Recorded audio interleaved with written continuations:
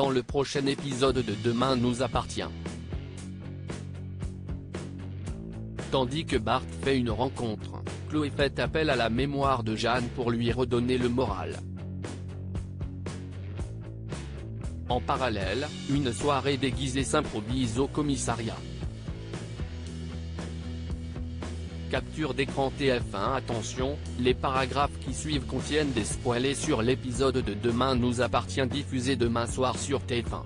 Si vous ne voulez rien savoir, ne lisez pas ce qui suit. Mardi 31 décembre dans Demain nous appartient. Bart fait une rencontre tandis que Luc et Charlie craignent que l'ambiance soit mauvaise au mariage en raison des relations tendues entre Bart et Arnaud. Flore les surprend et précise qu'ils n'ont aucune obligation de venir. Bart les rejoint puis profite d'un moment seul avec sa mère pour lui rapporter les détails de son enquête au port et révéler l'implication d'Arnaud dans un trafic d'animaux. Excédée par le comportement de son fils, Flore s'emporte et exige qu'il règle le différend qui l'oppose à Arnaud.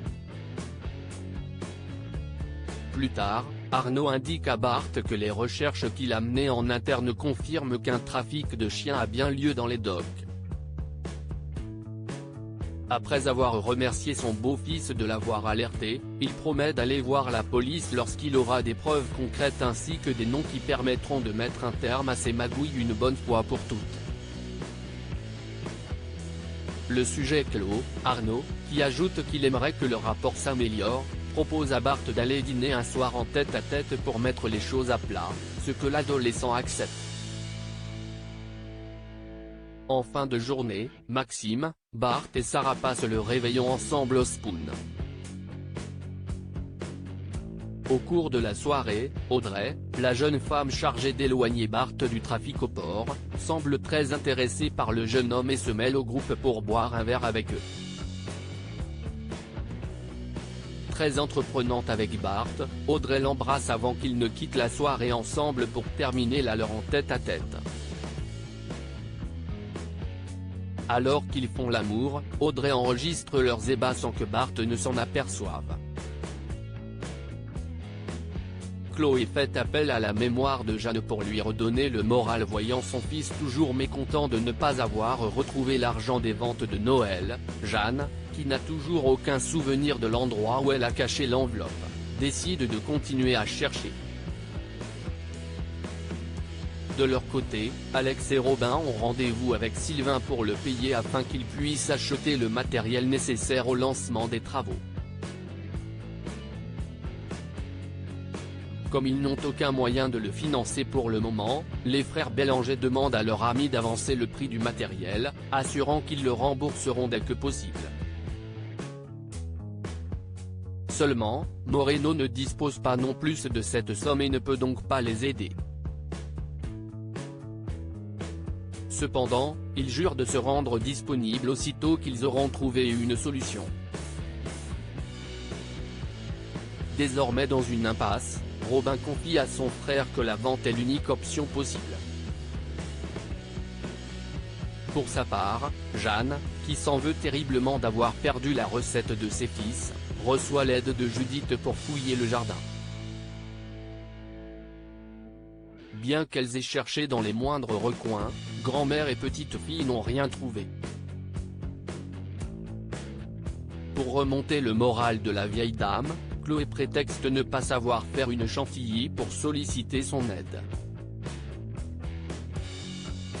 Connaissant la recette avec minutie, la mère d'Alex et Robin accepte de bon cœur. Pendant que toute la famille célèbre le réveillon, Jeanne partage de nombreuses histoires à propos de son défunt mari.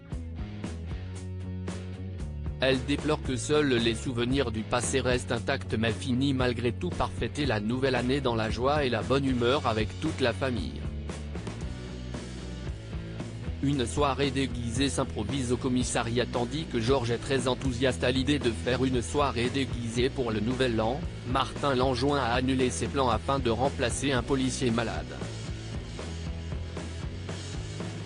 Il se plaint auprès d'Aurore de ne pas pouvoir réveillonner et celle-ci propose alors d'organiser une fête au commissariat. Au départ sceptique, le policier accepte et fait appel à Victoire pour les aider.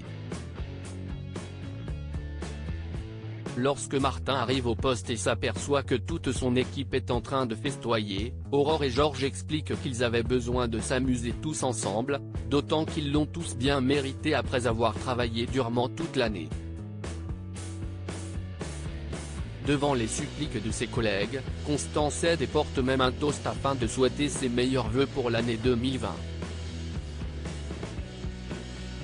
Plus tard dans la soirée, Victoire se remémore le nouvel an précédent où elle a embrassé Georges tout en étant encore avec Martin.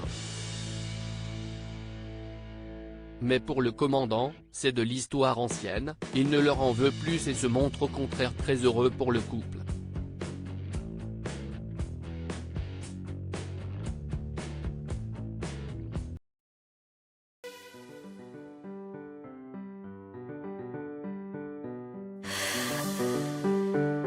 The